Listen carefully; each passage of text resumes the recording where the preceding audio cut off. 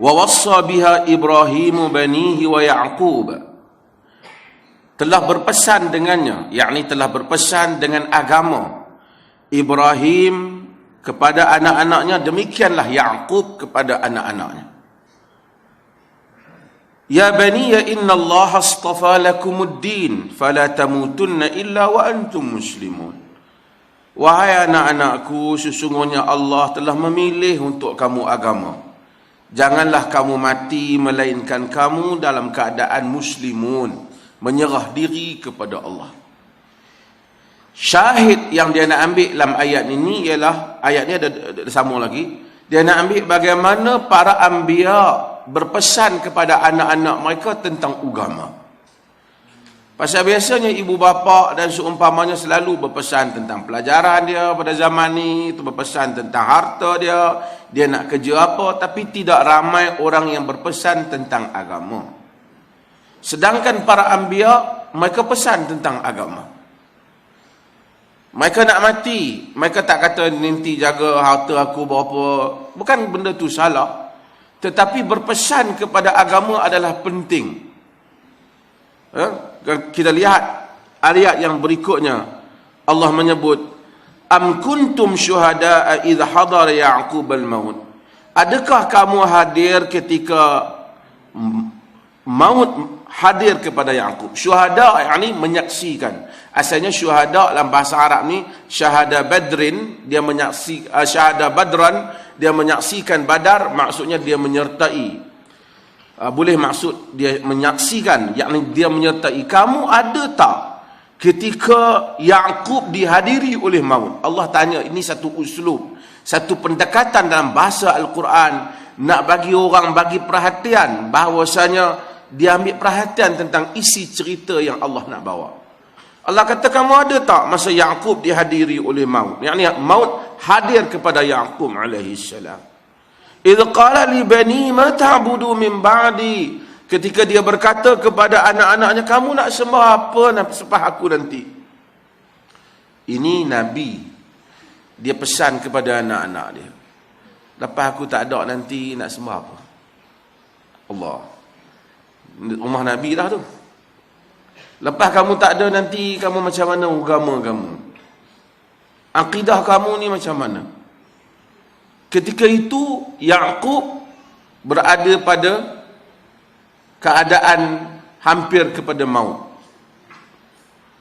Dia nak ambil saksinya bahawasanya bila kita nak mati, kena tengok anak-anak kita, tanya macam mana agama kamu, macam mana akidah kamu. Tapi kalau kita tak pernah duk cakap tentang akidah, tentang masa hayat ni, anak-anak kita kata, pak kita meracau sakan ni. Sebelum ni tak pernah cakap. Maka Allah kata, anak-anak dia kata, na'budu ilahaka wa ilaha abaik. Kami sembah Tuhanmu dan sembah Tuhan bapa-bapakmu. Ibrahim wa Ismail wa Ishaq ilahan wahidah. Tuhan Ibrahim, Ismail dan Ishaq, ilah yang satu. Wa nahnu lahu muslimun, dan kami menyerah diri kepadanya. Yang ini jawapan anak-anak Nabi Allah Ya'qub alaihi salam. Al-Imam An-Nawawi rahimahullah bawa ayat ni, bawah tajuk ni nak ceritanya bahawasanya bila kita nak berpisah dengan orang yang kita kasih, kawan kita, kita tanya dia tentang, kita wasiatkan dia. Wasiat tentang agama. Sebab tu sebahagian para ulama, mereka ketika mensyarahkan hadis al-mayt yu'adzab bi bukai ahlihi, mayat diazab dengan tangisan keluarganya, sebahagian mereka menyatakan sebabnya kerana bapa dia tu ataupun mak dia yang mati tu tak pesan kepada dia, aku mati besok janganlah kamu buat cara-cara yang tak betul. Biasanya orang zaman dahulu bila mati dia akan meratap tentang mayat tu. Kadang-kadang ada yang pesan supaya diratapi mayat. Diratapi mayat. Jadi kata para ulama, sebabnya kerana mayat diazab itu kerana bukan kerana dosa orang atas dia tanggung kat bawah. Kerana itu dibangkang oleh Aisyah radhiyallahu anha. Bila dia dengar hadis ini, dia tak setuju. Kerana la taziru waziratun wizra ukhra. Seseorang tak akan tanggung dosa orang lain. Aisyah bukan bangkang Nabi tu, dia bangkang cara tafsir tu. Cara faham hadis tu salah. Lalu para ulama syarah hadis bincang tentang makna hadis tu. Kata mereka sebabnya dahulu ada orang apabila dia nak mati, dia kadang-kadang ada yang pesan, aku mati ni tolonglah buat majlis meratam kat aku. Orang dulu kalau kita tengok sebahagian agama, memang dia sewa orang suruh menangis pun. Ada kan? Dia sewa pun.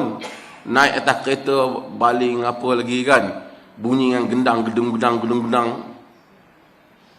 Ada yang dia tahu kalau dia mati ni, anak-anak dia mesti akan meratapi mayat. Tapi dia rasa okey lah. Sebab apa? Sebab itu dah ada budaya. Dia pun suka, takkan aku mati semua orang diam je. Maka kata mereka sebab itu dia kena. Tapi kita kena ingat jugalah. Jarir bin Abdullah Al-Bajali menyebut bahawasanya kunna nara al-ijtima' 'inda al-ahli al-mayt wa san'at at-ta'am min an-niyahah. Kami menganggap bahawasanya berimpun di rumah si mati dan menyidangkan makanan termasuk dalam meratapi mayat. Marah.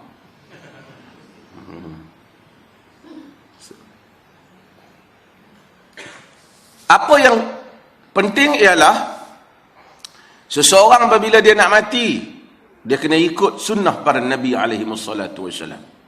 Apa dia pesan kepada anak-anak dia?